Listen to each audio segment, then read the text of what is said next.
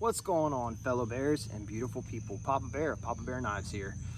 So today we're going to be taking a look at this guy right here.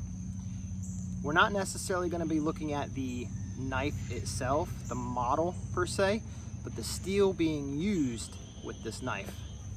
Now this is an SC3, and sorry, there's an ant right there and it was driving me nuts. I had to smack it.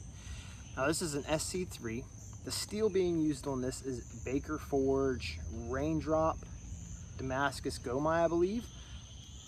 Don't quote me on that because I'm not 100% positive, because although I should know the difference between all the different Baker Forge steels, I don't. For some reason, I have to ask every single time. If it's not labeled, I have to ask. Yeah, it's pretty bad. Anyway, let's move that aside, and what we're going to be doing is taking a look at the toughness of this steel.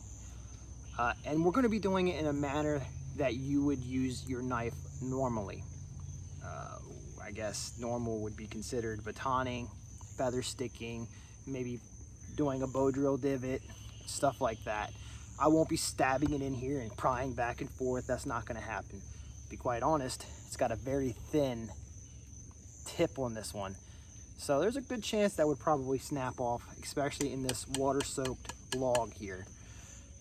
And nobody in their right mind should be stabbing their knife into a log and prying back and forth.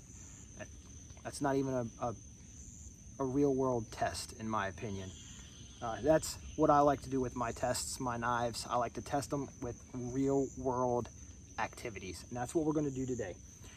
And part of the reason for that is because there is people out there who have concerns that the copper shim going across the blade could potentially be a issue as far as toughness for normal usage.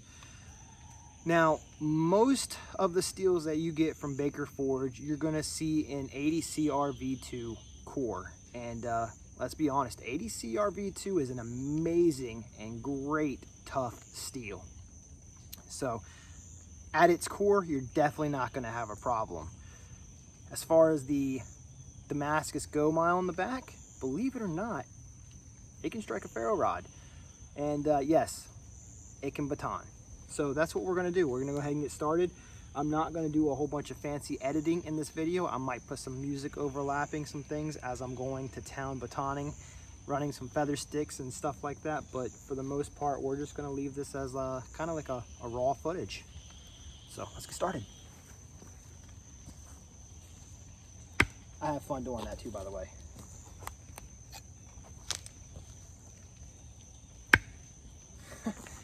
One of these days it's going to fly out and pop me in my leg. Alright, I'm going to stop doing that before I get scared. Alright, let's get my soaking wet baton stick that broke from the last video. Get this thing here.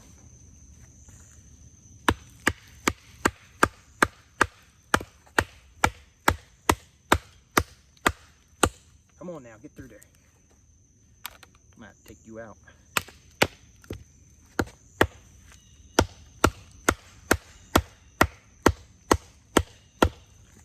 Yep, they ain't making more progress.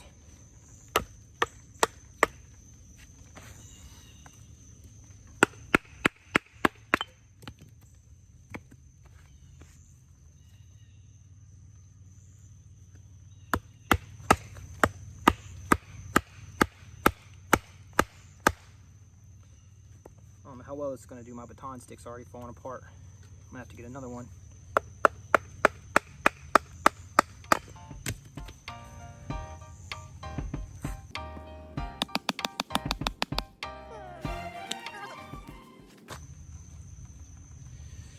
I know.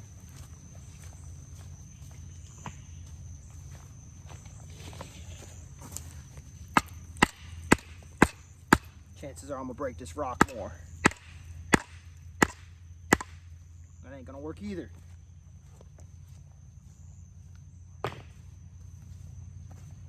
All right, well, I guess we'll just continue on with this thing somehow.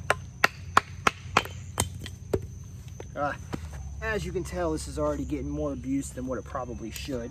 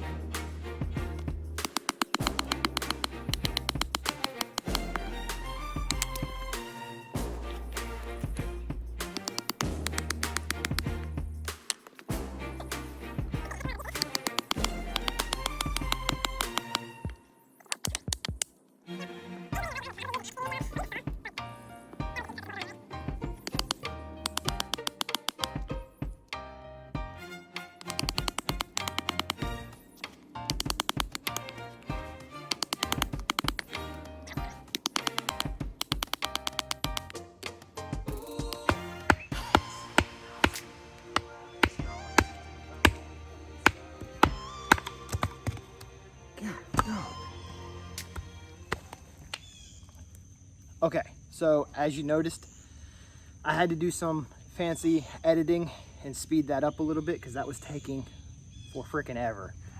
So hopefully this next part doesn't take forever. So let's get started on that.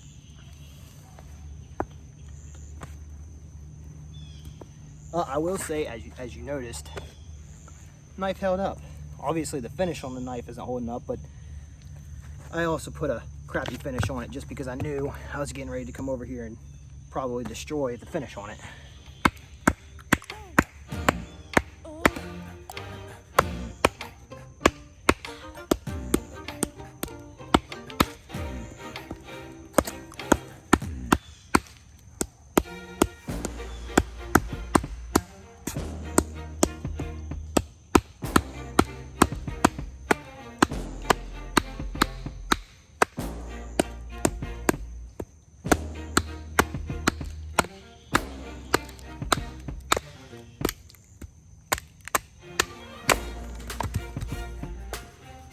Now, come on, sap sucker.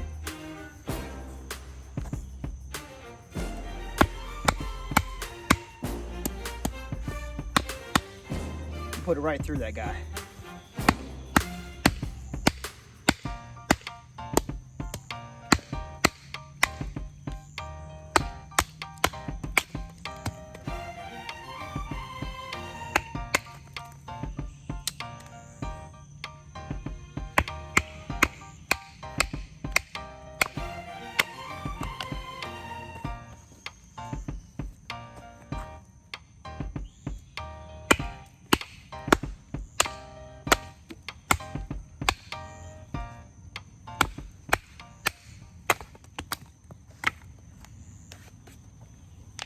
All right, so with all that being said, the steel is still intact and there's no issues whatsoever with the copper shim or even the Damascus Gomai. So just because this is what we do, we're gonna go ahead and run some feathers. And I'm not gonna lie, I myself am pretty impressed with how thin that tip is. Now I understand 80 CRV2 is an extremely tough steel, and you can get relatively thin with it, but I'm still pretty impressed after beating on it like that. I don't know if this thing will do feathers. It's pretty daggum wavy. Let's see here.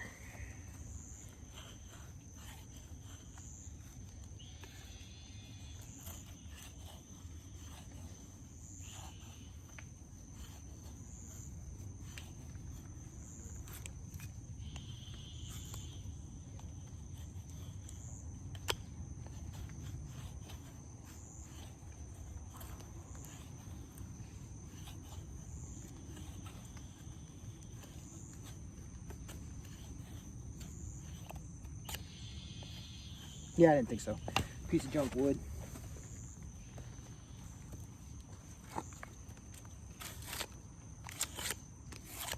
It's equally as bad.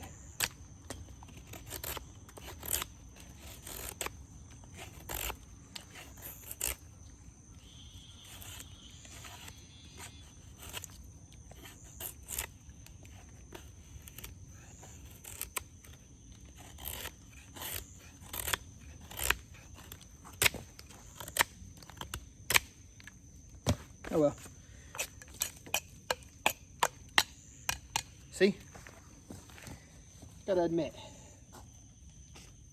Baker Forge has got some. And now I'm just playing around.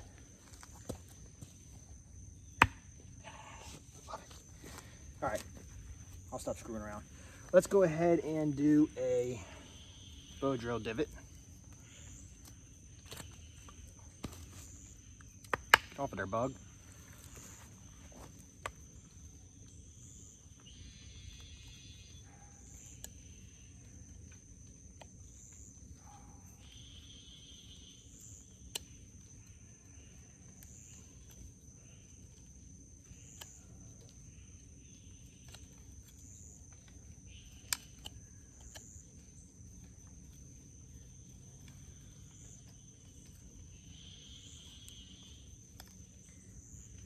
Oh, I'm gonna have to hurry up on this. The mosquitoes are starting to get bad.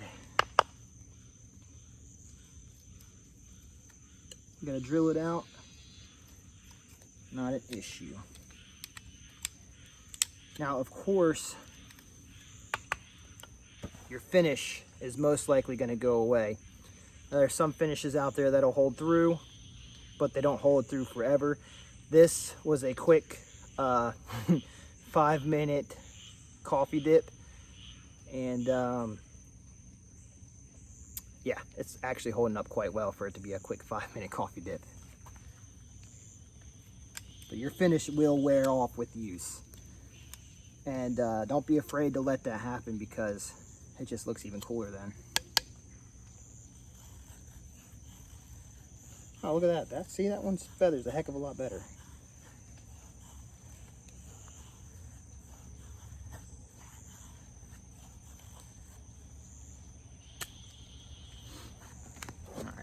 Thing we'll do here.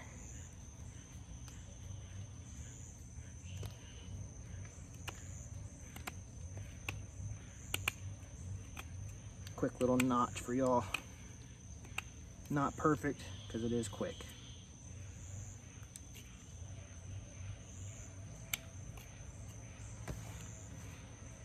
There you go. So that is the Baker Forge steel in action. Quite tough for EDC. Quite tough for bushcrafting tasks. And the copper has zero effect on the performance. Hope that settles some curious minds. Shape some fat wood real quick.